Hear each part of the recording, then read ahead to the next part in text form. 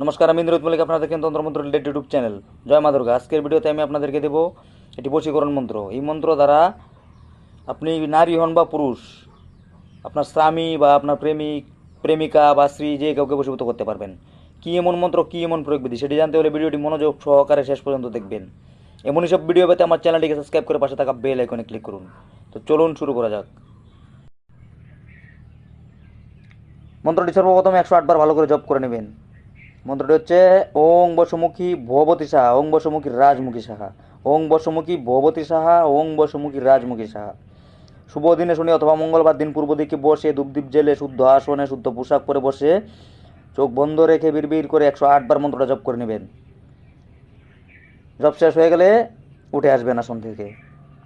তারপর করবেন কি, শনি অথবা মঙ্গলবার দিন আপনি যেই ব্যক্তির সঙ্গে দেখা করতে যাবেন, ওই ব্যক্তির কাছে যাওয়ার আগে টিউবওয়েল হাতে টিপে, কল জল পড়ে যেটা দিয়ে, যে জল আমরা খাই, কলে গিয়ে করবেন কি, অল্প জল নেবেন হাতে, বলবেন ওং বৈশমুখী ভবতী সাহা, ওং বৈশমুখী রাজমুখী সাহা।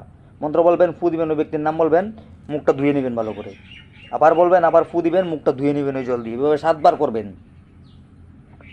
করার পর ওই ব্যক্তির সামনে যাবেন, মুখটা আর মুছবেন না, জল যেন লেগে থাকে অল্প অল্প। যাওয়ার পর দেখবেন যে ওই ব্যক্তির হাব ভাব বদলে গেছে। এটা সঙ্গে সঙ্গে কার্যকারী হয় গুরুমুখী বিদ্যা। এই বলে আপনি যায় রাস্তায় একজন চললো, চিনি না জানি না, শুধু নামটা জানলাম, তাকে করে দেবো কাজ হয়ে যাবে, এরকমটা কিন্তু বশীকরণ হয় না।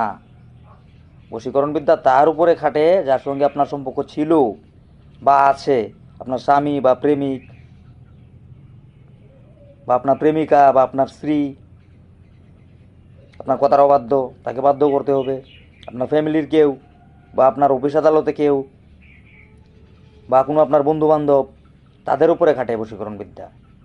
রাস্তায় চললো একটা লোক, আমাকে চিনে না জানে না, কোনোদিন আমার সঙ্গে কথা বলে না, তাকে বশীকরণ করে দেবো, সে আমার বশীভূত হয়ে যাবে, এরকমটা কিন্তু হয় না। ভিডিওটি যদি ভালো লাগে একটা লাইক করে যাবেন, কমেন্টে আপনার মতামত জানাতে পারেন। ভিডিওটি শেষ পর্যন্ত দেখার জন্য ধন্যবাদ।